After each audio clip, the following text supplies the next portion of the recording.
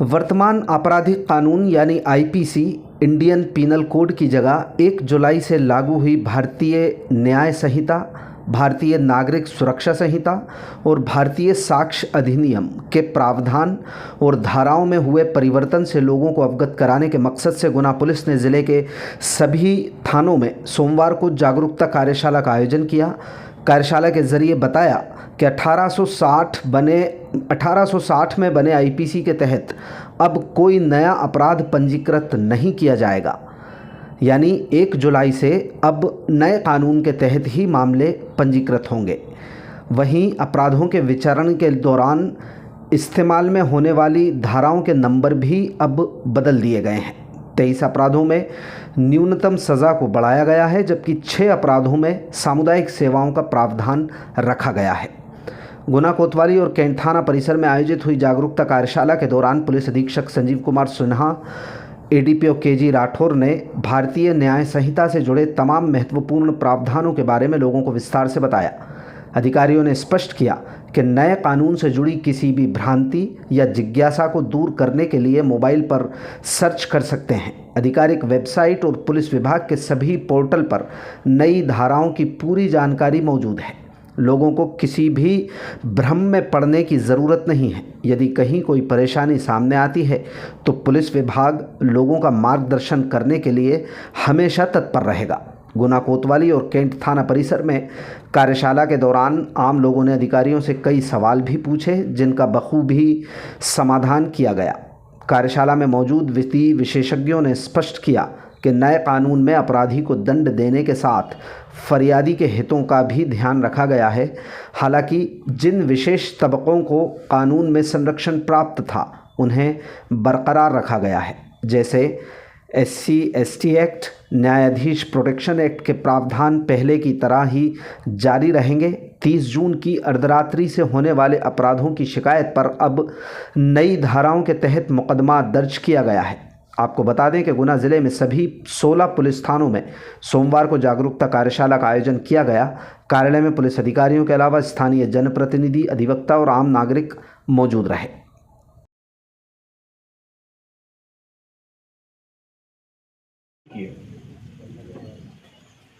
1950 में हम भारत में नया संविधान लेकर आए।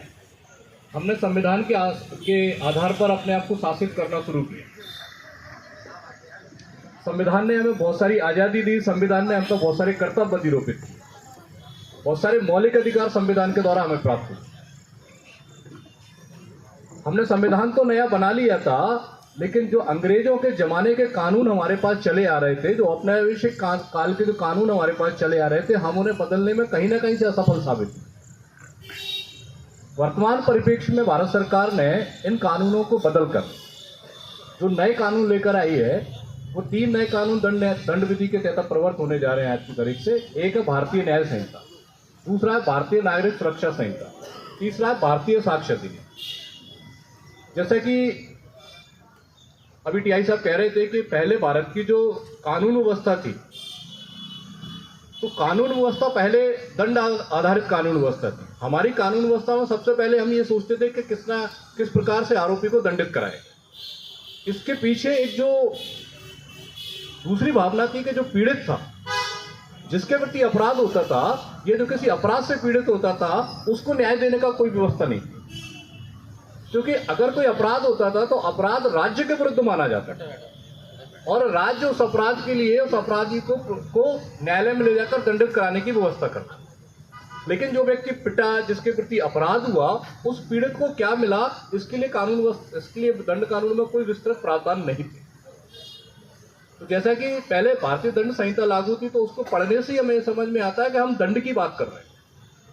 अब भारतीय दंड संहिता के स्थान पर जो कानून लागू होने जा रहा है, उसको कहते हैं भारतीय न्याय संहिता। तो हमें पढ़ के ही लग जाता है कि हम अब दंड की व्यवस्था से हटकर या दंड की व्यवस्था से परिवर्तित होकर न्याय आधारित व्यवस्था की तरफ ट्रांसफर हो रहे हैं। यानी कि भारतीय कानून का जो विषय था या भारतीय कानून की जो वैशिष्टता थी, वो पहले हम दंड आधारित बात करते थे, अब हम न्याय आधारित बात कर रहे हैं। अगर हम इस बिंदु को देखें तो भारतवर्ष में हम वैदिक काल से लेकर आज के काल तक की बात करें तो हमने सदैव हमेशा से न्याय को प्राथमिकता दी। वैदिक काल में जो कानून हुआ करते थे, वहाँ जो राजा या जो भी तरीके से न्याय होता था, जो भी तरीके से दंड की व्यवस्था थी, सबसे पहले वो कहते थे किसी भी स्थिति में, किसी भी परिस्थिति में हर व्यक्ति के साथ न्याय होना चाहिए। अभी हम बात करते थे दंड की, तो उसी व्यवस्था को लेकर भारत सरकार लाई है कि हम फिर से एक तरीके से जो दंड आधारित व्यवस्था थी उसको न्याय आधारित व्यवस्था पर संकलित करें। और 23 अपराधों में न्यूनतम दंड में बढ़ोतरी की गई है। जो क्वांटम ऑफ सजा जो होता है उसको बढ़ाया गया है। दंड स्वरूप नई पहली बार 6 अपराधों में सामुदायिक सेवा का प्रावधान रखा गया है, कम्युनिटी सर्विसेज जो बोलते हैं, और 19 धाराएं बताई गई है जैसा।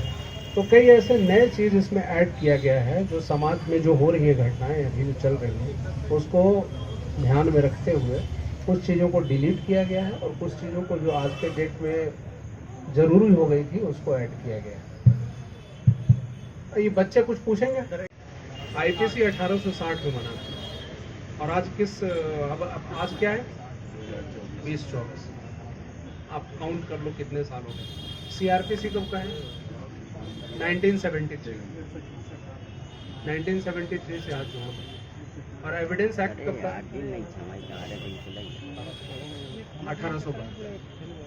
उससे 2024 जोड़। तो इतने गैप के बाद तीनों जो कानूनी प्रावधान है उसको चेंज करके नए स्वरूप में लाना और कंटेम्पररी वर्ल्ड के साथ, समाज के साथ जोड़ना इतनी बड़ी बात है।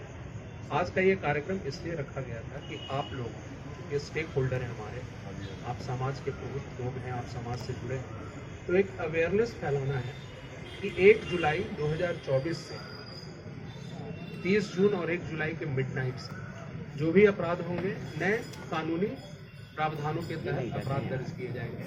धाराएं चेंज हो गई हैं, उनका नंबर चेंज हो गया है। तो कहीं कोई कन्फ्यूज़न हो तो आप पूछ लें कि भाई ये जैसे पहले शासकीय कार्य में बाधा 353, अब आज कुछ और लग जाएगा, तो लोग ये ना सोचे कि ये धारा कम कर दिया गया है, कमतर कर दिया गया है, तो चेंज कर दिया गया। तो उस अवेयरनेस के लिए ही आज पूरे प्रदेश में, प्रदेश के प्रत्येक थानों में जनप्रतिनिधि, समाज के अलग अलग सेक्टर्स के लोगों के साथ, महिलाओं के साथ, बालिकाओं के साथ, स्कूली बच्चों के साथ, मीडिया बंधुओं के साथ, सभी के साथ ये कार्यक्रम रखा गया है ताकि ज़्यादा से ज़्यादा इसका अवेयरनेस कम से कम समय में जाए।